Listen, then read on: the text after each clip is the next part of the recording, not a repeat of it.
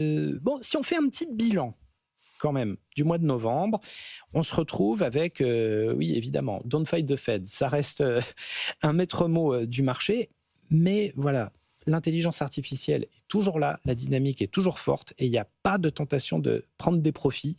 On continue et on ne veut pas en être absent. C'est ça qui semble ressortir un petit peu si on fait un diagnostic un petit peu rapide des marchés.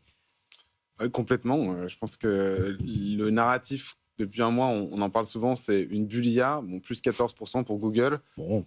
C'est une bulle qui a du souffle, c'est mon expression du moment, mais effectivement, ça continue bien. Effectivement, toutes les valeurs IA n'ont pas connu le même sort ces dernières semaines. On pense évidemment à Nvidia, qui a été un petit peu plus chahuté, mais globalement, dernière semaine de novembre, c'est la 3e meilleure semaine de l'année si on regarde, disons, cross-asset, c'est-à-dire inclus treasuries, Bitcoin même, qui était quand même mal aimé aussi sur ce mois de novembre, corporate bonds et equity. Donc, on a une semaine et un marché qui se porte encore très, très bien. Et effectivement, pourquoi j'ai mis Don't Fight the Fed ? Parce qu'aujourd'hui, on est au retour à des anticipations de baisse de taux qui sont autour de 85% selon le consensus des analystes. Donc, on a de quoi être plutôt optimiste sur les liquidités à venir sur ce marché. Et c'est toujours ce qu'on dit. C'est-à-dire que tant qu'il y a des liquidités, c'est difficile de concevoir qu'il y a un éclatement de bulle parce que c'est finalement cette liquidité qui vient nourrir le prix des actifs. Donc ça, c'est le premier élément. Et effectivement, l'IA, c'est le deuxième, disons, vecteur ou la deuxième force majeure qui pousse les valorisations des actifs. Et peu importe ce qu'on peut dire sur Nvidia ou quelques titres spécifiques, les résultats ont été là. Et donc, les fondamentaux, d'après les analystes, sont là. Maintenant, on fait son choix. Est-ce que c'est Google ? Est-ce que c'est Nvidia ? Il y a un petit peu de picking. Il y a peut-être aussi un peu de prise de profit, tout simplement, qui se matérialise en ce moment. Mais les marchés ont été très, très robustes, notamment sur cette dernière semaine. Mathias, c'est une question qui vous intéresse et c'est une question qui nous intéresse tous, hein, évidemment, à savoir, est-ce qu'NVIDIA n'est pas en train d'être grignoté par la concurrence ? Alors, on aurait pu craindre les avancées, les bonds géants que sont en train de faire les groupes chinois, la high-tech chinoise, les Xiaomi, les Alibaba, qui sont à la fois software et hardware. Non, c'est du côté de Google, d'un coup, que vient le coup de torpille. Est-ce qu'il y a quelque chose qui a changé la semaine dernière avec donc ce choix que va faire Meta de plutôt faire appel à Google pour ses cartes graphiques au détriment d'NVIDIA? Est-ce qu'on est en droit de penser que le monopole délirant d'NVIDIA, mais qui doit être à 80% de part de marché, est directement menacé ou est-ce qu'il reste encore de la marge ? Alors, pour l'instant, il y a quand même une avance très importante qui a été prise par NVIDIA dans la course à la fourniture d'infrastructures IA. On voit quand même que la semaine dernière, pour une bulle, toujours Gustave, Broadcom, plus 18% la semaine dernière, Dell, plus 9% la semaine dernière, et Google, tu en as parlé. Donc, Meta a annoncé effectivement travailler avec Alphabet, et de la maison mère de Google. Alphabet travaille avec Broadcom pour certains types de puces. On sait qu'AMD est aussi en concurrence sur des types de processeurs pour Nvidia.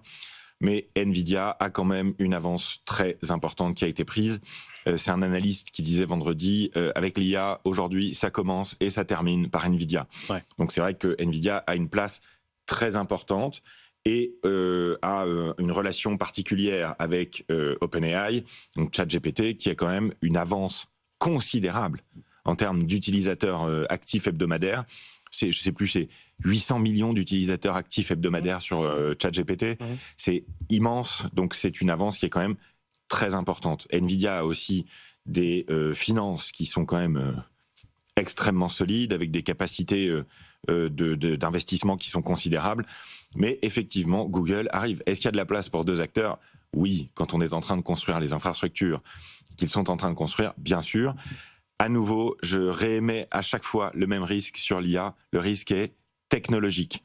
Si les technologies de Nvidia ou les technologies d'Alphabet sont obsolètes plus vite que prévu, là, on aura un vrai problème d'amortissement de tous ces investissements qui ont été réalisés. Et on a l'impression que...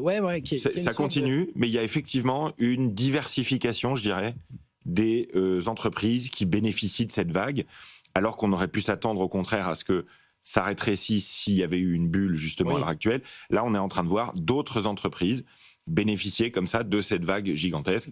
Broadcom était le dernier exemple. Exactement. Et enfin, on a l'impression d'une forme de diversification du côté du hardware, du côté du software aussi, parce que c'est vrai que bon, ChatGPT reste, vous le disiez, 800 millions d'utilisateurs hebdomadaires.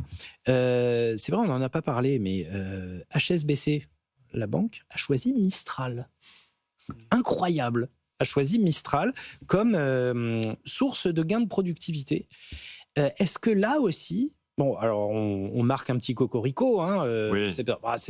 on va pas équiper Amazon non plus, mais il y a quand même quelque chose d'intéressant qui fait dire que voilà, OpenAI, qui est une sorte de trou noir à trésorerie, est désormais challengé sur des petits trucs comme ça. Si ça se confirme, voilà, c'est toujours la question de est-ce que cet écosystème fermé avec un trou noir au centre est appelé à continuer à fonctionner de cette manière-là, ou est-ce qu'il va peut-être falloir faire avec le petit Mistral là qui marque des points.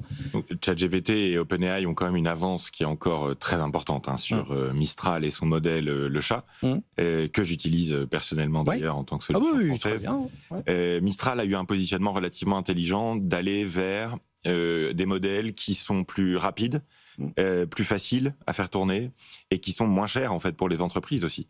Donc oui, le modèle de Mistral est quand même moins performant, il est moins précis, il est moins complet que ChatGPT aujourd'hui à l'utilisation.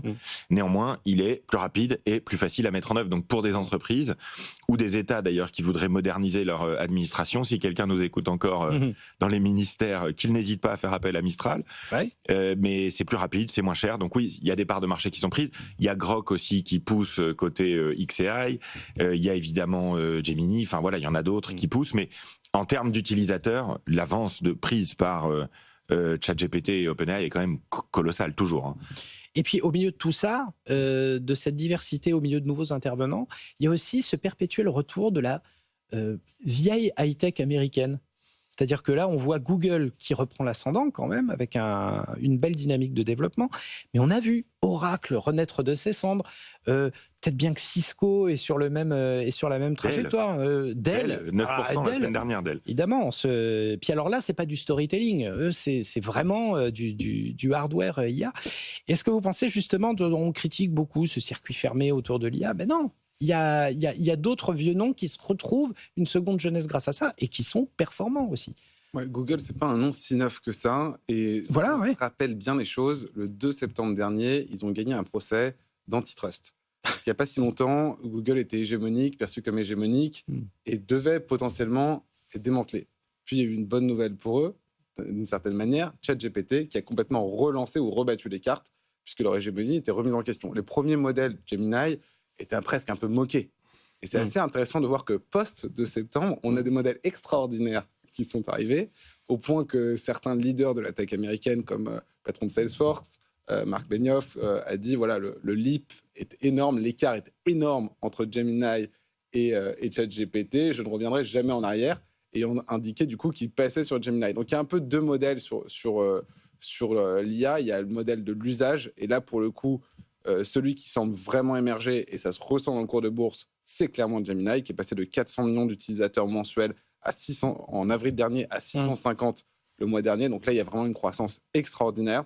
Et effectivement aussi des démonstrations de force technologique. Donc il y a Gemini 3, il y a aussi la manière dont ils conçoivent ces modèles, Mathias en a parlé, et il y a aussi quelques éléments peut-être un peu plus visibles, comme Nano Banana, qui est le générateur d'images, qui est, je crois, 10 fois plus rapide que son concurrent ChatGPT, qui a largement aussi participé à ressusciter l'intérêt, cette fois-ci technologiquement, des utilisateurs.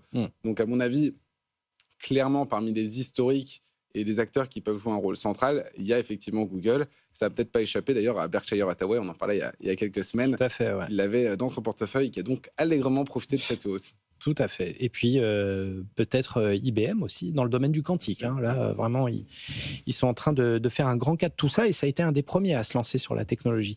Peut-être